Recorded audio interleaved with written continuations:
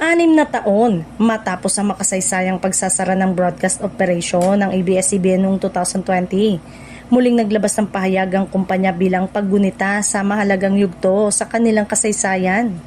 Sa kanilang mensahe, binigyan diin ng patuloy na paninindigan na maghatid ng makabuluhang nilalaman para sa mga Pilipino saan man panig ng mundo.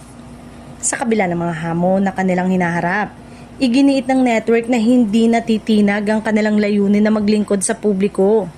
Ayon sa kumpanya, nananatili silang tapat sa kanilang core mission, ang maging boses at katuwang ng sambayanang Pilipino sa pamamagitan ng impormasyon, aliw at inspirasyon. Binigyang diin na pahayag ni Carlo Katigbak ang kahalagan ng serbisyo publiko na matagal nang isinusulong ng kumpanya. Aniya, sa mga nagdaang kalamidad at krisis, naging bahagi ang network sa pangangalap ng donasyon at pagtulong sa mga nangangailangan, patunay ng kanilang dedikasyon sa bayan. Dagdag pa niya, bukod sa pagbibigay ng balita at impormasyon, layunin din ng ABS-CBN na maghatid ng pag-asa at inspirasyon sa mga manonood. Sa pamamagitan ng kanilang mga programa, patuloy nilang pinaparamdam ang malasakit at koneksyon sa bawat Pilipino.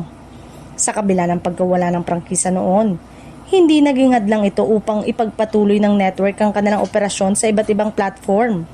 Patuloy silang lumilikha ng content at nakikipag-ugnayan sa kanilang audience sa digital at iba pang media channel.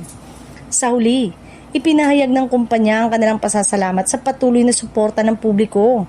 Sa paglipas ng panahon, nananatiling ang kanilang pangako ang maglingkod, magbigay saya at maging inspirasyon sa bawat Pilipino anuman ang hamon na kanilang haharapin.